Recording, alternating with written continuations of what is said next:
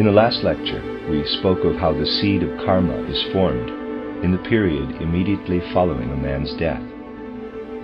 And I tried to describe to you with what living force and intensity the experiences undergone during this period work upon him, and also upon one who is able to follow the life of a human being through this period, which, as you know, lasts for about a third of the time of the earthly life. We must, of course, bear in mind how the terrestrial world, in which the fulfillment and development of karma take place, works upon man, and in what a different way he is influenced by the extra-terrestrial world. When we survey the scene of our karma, the earth, it is obvious that everything belonging to the earth, all the beings of the kingdoms of nature, exercise a very real influence upon man. This influence makes itself felt in his life, even when his cognition is not directed to his earthly surroundings. He must be nourished, he must grow. To this end, he must take into himself the substances of the earth. These substances work upon him through their qualities and inner forces, quite independently of anything he may know about them. And expressing it rather radically, we may say that no matter what attitude a man adopts in his life of soul toward the kingdoms of nature surrounding him in earthly existence, he is related in a very definite way to the facts and realities of his physical environment.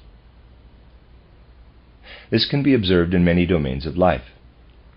How would it be, for instance, if the quantity of foodstuffs we consumed were determined by what we know about the effects of the various foodstuffs upon the organism?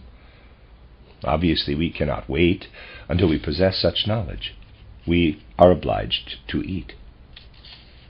Our relationship to our earthly environment is entirely independent of our knowledge, independent, too, in a certain sense, of our life of soul.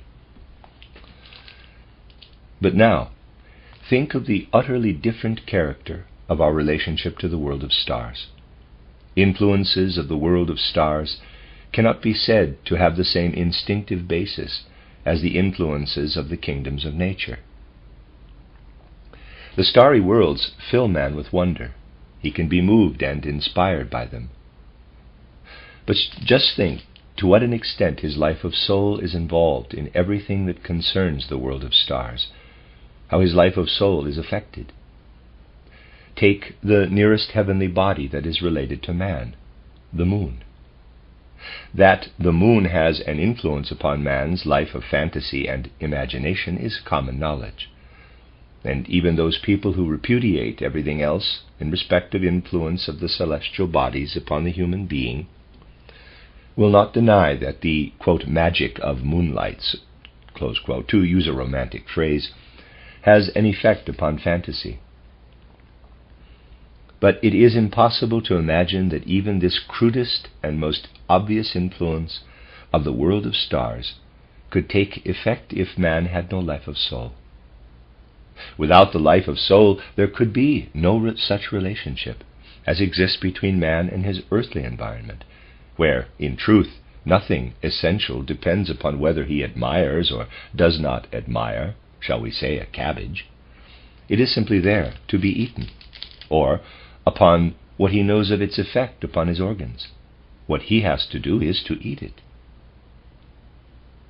In this case, knowledge is merely an accessory. Knowledge does indeed raise man's life of soul above the life of nature.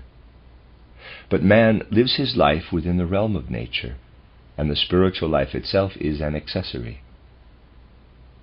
But if the spiritual life is excluded, we cannot conceive that any influence could be exercised upon man by the world of the stars, let alone by the world lying still further beyond, the world of the hierarchies, of the higher spiritual beings. On the lowest level, so to speak, of the hierarchies are those beings of whom I said in the last lecture that inasmuch as they themselves live within the experiences of man after death, they impart tremendous power and intensity to these experiences.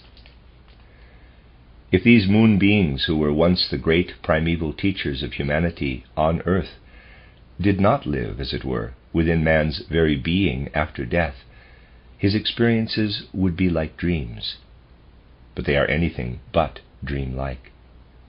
They are stronger, more full of reality than the so-called normal experiences of earthly life. Karma is actually prepared by means of these experiences, because we live with such intensity in others, not in ourselves, and have to establish the balance for our deeds. We experience things as the others experience them, and with tremendous intensity. In this way our karma is prepared, and then comes a transition. Having shared these experiences with the moon beings, man passes on to experiences shared with beings who have never been on the earth. The moon beings of whom I spoke in the last lecture were at one time on the earth, but now in a later period, between death and a new birth, man ascends to beings who were never on earth. The beings belonging to the first group of the higher hierarchies are those we know by the name of the angels. These beings guide and accompany us from one earthly life to another. Among the ranks of the higher beings, they are the nearest to us, and they are also very near to us throughout our earthly life. When we reflect about the external circumstances of our earthly life, about things we have seen or heard, about what we have gleaned from the world of nature or from history, or about what other people have said to us, when our thinking is occupied exclusively with what comes to us from outside during earthly life, then that being of the hierarchy of the angels to whom we belong has little to do with our thoughts. For the angels never dwelt on the earth, unlike the primeval teachers who, although they were present in etheric bodies only, did nevertheless inhabit the earth. The angels were never earth dwellers. Our relation to them is therefore different from our relation to the moon beings, of whom I have been speaking to you. But for all that, as we follow the paths which lead us after death, in a certain sense, past the planets, and come first of all into the domain of the moon beings, we are also in the realm of the angels. Thus, while we are living together with the primeval teachers of humanity, who have now become moon dwellers, we are living too with the angels. Then, as our path leads further, we enter the sphere which, in all spiritual science that has ever existed, is known as the sphere of Mercury. None of the beings in this region were ever on the earth. Here live only beings who were never earth dwellers. When we pass into the sphere of Mercury between death and a new birth, we come into the realm of the archangels. And when, subsequently, we pass into the sphere of Venus, we come into the realm of the archai. In passing through these realms of the third hierarchy, we approach what is in reality the spiritual sphere of the sun. And the spiritual sun sphere is truly, in the most sublime sense, the dwelling place of those beings who in the ranks of the higher hierarchies are named exousiae, dynamis, curiosities. Thus, it is the second hierarchy, which in reality is the soul, the spirit of the sun existence. We enter this sphere and spend in it the greater part of the time between death and a new birth. Now, these beings can, of a truth, be understood only when we remember that their existence is entirely remote from what makes us into earth men and holds us within the bounds of natural law. In the realm of true sun existence, there are no natural laws as we know them on earth. In the realm of spiritual sun activity, spiritual laws, including, for example, the laws of will, and natural laws, are one. In that realm, natural laws do not in any way run counter to spiritual laws, for natural law and spiritual law are completely at one. Let us be quite clear as to the consequence of this. we live here on earth and have our various experiences. Perhaps we strive for goodness. We endeavor not to deviate from a path we consider morally right. With these intentions we perform certain deeds. We see someone else to whom such intentions cannot possibly be ascribed, to whom we can attribute only evil purposes. We wait a few years, continuing to unfold side by side with the other man's evil purposes, what we consider to be our own good intentions. But now we perceive that nothing has been achieved. Our good intentions have had no effect, and in addition, ill luck may have befallen us.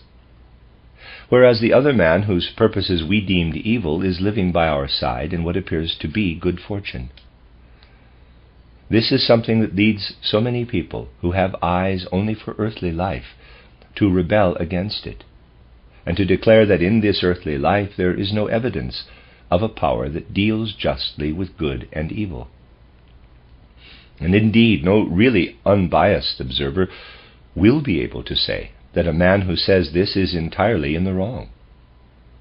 For would any reasonable person be prepared to insist that every occurrence in a man's life is connected, in respect either of merit or guilt, with what has come from his intentions in his earthly life? When we consider how earthly life takes its course, we can only say that it is impossible to find any kind of balance there for the moral impulses issuing from the soul. Why is this impossible? It is because we are not in a position of ourselves to translate our intentions, those innermost forces which by freely willed assent hold sway in our life of soul, into the reality wherein we live on earth. There, in the outer world, natural laws prevail, and events occur for which the influences of many different human beings are responsible. We cannot but realize that in earthly life there is an abyss between the impulses of will in our souls and what we see taking effect in external life as our destiny. Just ask yourselves, how much of what is destiny in this external life, and therefore significant for you, is a direct realization of the intentions you bear within your soul? The terrestrial world is not the realm in which the spiritual laws, in accordance with which man allows himself to be governed, or governs himself, are at the same time natural laws. In this earthly world, spiritual laws are not identical with natural laws. Spiritual laws hold sway in man's inner being only. And if we face the world fairly and squarely, we can only say, if someone misconstrues my good intentions, deeming them evil, if he does not recognize my good intentions and judges them by what my destiny may be after a few years, if therefore someone says that my good intentions are in reality bad, and when ill luck befalls me a few years later, justifies himself by saying, quote, "See what has happened now? I said all along that his intentions were bad," close quote, then this would be an impossible way of living. The spiritual must work from soul to soul. But in the external earthly world, the spiritual does not yet work as a force of destiny. Thus we must keep vividly in mind that in earthly life there is an abyss between the moral and psychical on the one side and the natural and physical on the other. This abyss is caused by the fact that spiritual laws are not identical with natural laws. Now, if men leave entirely out of account the world which leads on from terrestrial existence, the world from B to C, and there's a line with A, B, and C on it, from death, let me read that again. Now, if men leave entirely out of account the world which leads on from terrestrial existence, the world from B to C, from death to a new birth, whether they simply disregard it or whether they think that owing to the boundaries of cognition nothing can be known of it, what will such men say? they will say, quote, natural laws and what the human being does and experiences, because his life is involved in them, that is actuality, that is real. Our knowledge, our science can encompass it. But the outcome of the intentions which are present within us as experiences of soul and spirit, that we cannot know. Close quote. Nothing, indeed, can be known if the life from B to C is ignored. That these things living within the soul will in some way find fulfillment can only be a matter of belief. In the measure in which, since ancient times, knowledge of the span from B to C has faded, in that same measure has this separation arisen between knowledge and belief. But we cannot speak of karma as we speak of knowledge and belief. For karma is the expression, the manifestation of law, not of something that is mere belief, just as is the case with natural law. Returning now to man's life between death and a new birth, after the earliest period, which I have already described to you, our study brings us to a world where dwell the beings of the second hierarchy, the exousiai, dunamis, curiosities. And instead of earthly existence, we have a sun existence. For even when we pass beyond the region of the stars, the sun still radiates, though not in the physical sense. And it continues to radiate as we live through the time between death and a new birth.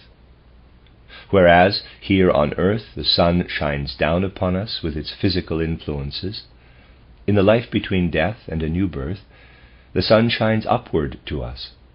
That is to say, we are born and sustained by the beings of the sun, by exousiai, dunamis, curiosities. But in the world wherein we are then living, the natural laws which obtain in earthly life have no meaning at all, for everything is governed by spiritual laws, laws of soul and spirit. In that world there is no need for grass to grow. No cow needs grass to eat, for neither cows nor grass exist. Everything is spiritual. And within this spirit realm, we can bring to realization the intentions in the soul which cannot be realized in the earthly realm. So little realized that in extreme cases the good can lead to unhappiness and the evil to happiness.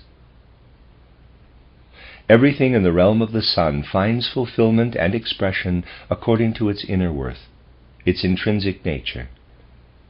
And it is therefore impossible for the good not to take effect in proportion to its power of goodness, and the evil in proportion to its power of evil. There is a very special reason why this is so.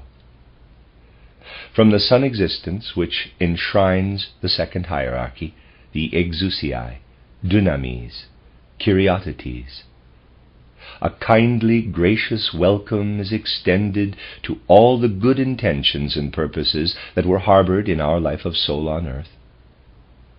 This could also be expressed by saying that whatever has lived in a man's soul with any nuance of goodness is received in this sun existence with graciousness, but the evil is utterly rejected. It cannot enter. In a series of lectures I was able to give in the Goetheanum before its destruction by fire, the French course as it is called, I spoke of how a man must leave behind his bad karma before a certain point of time is reached between death and a new birth. Footnote, entitled Cosmology, Religion and Philosophy, 10 lectures given in September 1922, and it is available for free download on rudolfsteineraudio.com. End of reader's aside. Evil cannot enter the realm of sun existence. There is a proverb which, to the modern mind, refers of course only to the physical effects of the sun. This proverb says that the sun shines equally upon the evil and the good. That is indeed so, but the sun does not admit evil into its realm. If you can perceive spiritually what is good in a man's soul, you will see it bright as sunlight, bright in the spiritual sense. If you perceive what is evil in him, it is dark, like a spot where no sunlight can penetrate. Whatever is evil in a man must be left behind when he enters the sun existence. It cannot go with him. But think of it. In his earthly life, man is one whole. His physical existence and his existence of soul and spirit are linked together. They form a unity. Although it cannot be proved with crude instruments, it is a fact that not only does the blood of a man who harbors only evil flow differently, but the very composition of the blood is different from that of a man who has goodness in his soul. Picture to yourselves that in the life between death and a new birth, a really evil man arrives at the threshold of the sun existence. He must leave behind him all that is evil. Yes, but this means that a considerable part of him remains behind, for the evil is bound up with him, is one with him. In so far, at least, as the evil is one with him, he must leave part of himself behind. But if at this threshold a man has to leave behind something of his own being, what is the consequence? The consequence is that he is maimed, stunted, and he passes into the sun existence as a kind of spiritual cripple. The sun existence can have an effect only upon what a man brings of himself into this realm. And in this realm, those beings who can work together with him between death and a new birth are led to him. Let us take an extreme case. The case of someone who was so evil, so utterly inhuman, that he wished ill to all men. Let us imagine him to have been evil to a degree in which evil does not really exist, but hypothetically at any rate, we will imagine him to have been an unmitigated villain. What will become of such a man who has identified his whole being with evil? What will become of him when he arrives at the point where he must leave behind everything of himself that is evil, or connected with evil? He will be obliged to leave the whole of himself behind. He will have passed through the realm of the moon beings, will have encountered the beings of the hierarchy of the angels who are connected with him. But now, having reached the end of this realm, and pursuing his way through the spheres of Mercury and Venus, he approaches the realm of the sun. Before entering this realm of sun existence, he must leave all of himself behind because he was wholly evil. What is the consequence? The consequence is that he does not pass into the sun existence at all. And if he is not to disappear from the world altogether, he must at once prepare to reincarnate, to enter again into an earthly life. In the case of a hardened evildoer, therefore, you will find that very soon after his death he comes back again to earthly life. There are in reality no such unmitigated villains in existence, because in a certain sense there is some good in every human being. All of them, therefore, can enter a little way into the realm of sun existence. Whether a man penetrates far or only a little way into this realm depends upon the extent to which he has crippled himself in soul and spirit. And this also determines what measure of power he is able to draw from the sun existence for his next earthly life. What a human being has within him can be founded only upon forces gathered from the sun existence. You know the scene in the second part of Faust where Wagner produces Homunculus in the retort. Now, to be able actually to create a being like Homunculus, Wagner would have needed the knowledge possessed by the sun beings. But Goethe does not depict Wagner as such a man. If Wagner had possessed that knowledge, Goethe would not have used the words, quote, soulless groveler, close quote, in connection with him. Wagner is undoubtedly very clever, but he lacks the knowledge possessed by the sun beings. That is the reason why Mephistopheles, a spirit being who has this knowledge, must come to his aid. Wagner could have achieved nothing without the help of Mephistopheles. Goethe divined, quite clearly, that only so could there be produced in the retort a being like Homunculus, who can then himself actually accomplish something. We must be quite clear that the human cannot proceed from the earthly, but only from the sun nature. What is earthly in man is only an image. Man bears the sun nature within him. The earthly is but an image, a picture of his true being. Footnote, see title Man as Picture of the Living Spirit. Lecture given by Rudolf Steiner, 2nd September 1923 in London. End of footnote. So you see, the world order commits us into the care of the sublime sun beings during our life between death and a new birth. And together with us, these sun beings work upon as much of our being as we have been able to bring into the realm of sun existence. The rest remains behind and must be gathered in again when we return to earthly life. Man passes out into cosmic existence.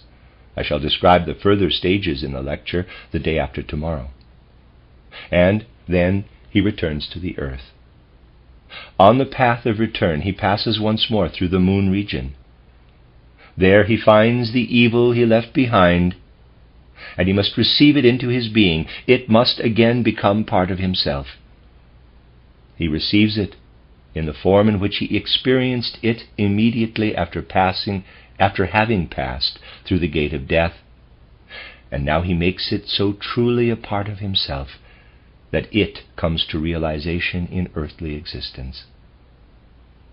Let us think once again of the rather unpleasant example I gave a little while ago. If during my life on earth I have given someone a box on the ears, then after my death, in the course of the backward journey, I live through the pain he felt. This experience, too, I find again on my return, and strive for its realization. If therefore something befalls me that is the consequence of what the other human being experienced, I myself have striven to this end on departing from the last life on earth. And when I return to the earth, I bring with me the impulse for its realization. But let us leave that for the time being. I shall speak in the next lecture about the fulfillment of karma. What I want to impress upon you now is that what I find again as I return has not passed through the sun existence. I have taken through the sun existence only that in me which was related to the good. Having built up in the realm of the sun a somewhat stunted human being, I now take into myself once again what I left behind. What I now take into myself forms the basis of my earthly bodily organization. As I brought into the realm of sun existence only the part of myself that was able to enter this realm, I can only bring back, quickened and spiritualized by the sun existence, the part of my human being that was able to accompany me through that realm. Let us therefore make this distinction. Number one, a part of man that has passed through the realm of sun existence appears on earth. Number two, a part of man that has not passed through the realm of sun existence appears on earth. What I have been saying hitherto concerns man's life between death and a new birth, and its after effects in the earthly life. But the sun also works upon the human being while he is on the earth, and the other realms too, especially the realm of the moon, work upon man in earthly existence. There is firstly the influence of the sun existence between death and a new birth, and secondly the influence of the sun existence during life on earth. Similarly, if we take together the workings of Moon, Mercury, and Venus, we have firstly the influence of the moon existence between death and a new birth, and secondly the influence of the moon existence upon the human being while he is on the earth. During earthly life, we need the sun in order that we may have a head life. What the sun sends to us in its rays calls forth the head life from our organization. This is the part of man that is conditioned by the sun existence, that is dependent upon the workings of the head. I say, quote, the head, close quote, meaning the whole life of the senses and of ideation. The other part of man, the part that is dependent upon the influences of the spheres of Moon, Mercury, Venus, is connected not with the head life, but with the life of procreation in the widest sense. There you have something very remarkable. The sun existence works upon man between death and a new birth, making him truly man, elaborating in him what is connected with the good. During earthly life, however, the sun can work only upon what is connected with the head. Of a truth, this head life has not very much to do with the good, for a man can also use his head to make himself into an out-and-out scoundrel. He can let his very cleverness make him an evildoer.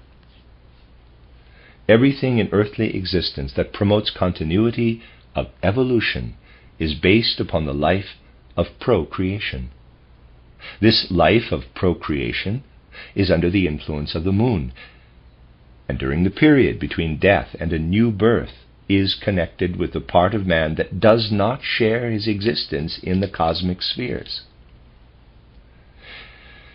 If you keep this in mind, it will be easy for you to understand how what is connected with it makes its appearance in the human being during his earthly life. We have, firstly, the part of man that has passed through the sun existence. In earthly life, the sun existence works upon the head only. Nevertheless, what is connected with the sun existence remains in the being of man as a whole. It remains as his predisposition to health. That is why the predisposition to health is also connected with the head. The head becomes ill only when the illness is projected into it from below, by the metabolic process or by the workings of the rhythmic system. On the other hand, the part of man that does not pass through the sun existence is connected with his predisposition to illness. And so it will be clear to you that illness is woven into man's destiny below the realm of sun existence, and is connected with the effects of the evil which are experienced as soon as he has passed into the life between death and a new birth. The realm of the sun is connected with the predisposition to health, and only when influences from the moon sphere penetrate into the sun sphere in man's organism can that part of him which in earthly life is connected with the sun sphere, namely the head, suffer any condition of illness. You see now that real insight into these great karmic connections is possible only when we follow the human being into the realm where spiritual laws are natural laws, and natural laws are spiritual laws. Number 1, a part of man that has passed through the realm of sun existence appears on earth. It is the part of man that is dependent upon the workings of the head, predisposition to health. Number 2, a part of man that has not passed through the sun existence appears on earth. It is the part of man that is connected with the life of procreation, predisposition to illness. You must forgive me for using trivial words in describing matters that are anything but trivial, and for speaking the language of ordinary life. To do so is not unnatural for one who stands within the spiritual world. When we talk with human beings here on earth, we recognize by the way in which they speak that they stand within the realm of nature. Their very language betrays it. But when one comes into the realm I described in the last lecture, the realm into which man passes directly after death, and has converse there with the beings who were once the primeval teachers of mankind, or with the beings of the hierarchy of the angels, then there is something strange in this converse. For in that realm, how shall I put it? Folk talk as though they were speaking of natural laws, but these are natural laws in which magic is operating, and which are governed by the Spirit. These beings understand magic, but of natural laws they know only that men have such laws on earth. They themselves are not governed with these natural laws.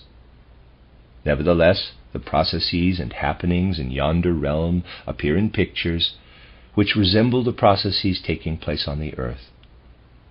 Hence the spiritual workings resemble the workings of nature, but are stronger, of greater intensity, as I have described. When man leaves this sphere and enters the realm of sun existence, then no more at all is heard of the natural laws belonging to the earth. The language of the beings in this realm has reference to spiritual workings, spiritual causes only. In that world nothing is heard of natural laws. After all, my dear friends, these things must be made known some time or other. For when on earth it is constantly insisted that natural laws are absolute, universal, or even, foolishly enough, eternal, one would fain reply. But there are realms in the universe through which man has to pass, in the life between death and rebirth, where these natural laws are passed over with a smile, because they have no significance there. They exist at most as tidings from the earth, not as any real factor in life. And when man passes through this realm between death and a new birth, and has lived long enough in a world where there are no natural laws but only spiritual laws, he ceases to think of natural laws as something to be taken seriously. Natural laws are not taken seriously between death and rebirth. Man lives in a realm where his spiritual intentions can be realized, where realization is in sight. But if in the realm of sun existence there were only the second hierarchy, if we were to experience in that realm only the kind of realization that is possible there, then, having passed through this state of existence, and desiring to enter earthly life again, we should stand at this point burdened with our karma, knowing that no progress is possible unless what has been brought spiritually to realization can be led over into the physical. Spiritually, our karma has been brought to realization when we descend to earth. But the moment we enter earthly existence, the spiritual laws and spiritual impulses must be transformed into the physical. Here is the region where the seraphim, cherubim, and thrones transform the spiritual into the physical. And so, in the next earthly life, what has already been brought to spiritual realization comes also to physical realization in karma. Such is the onward course of karma.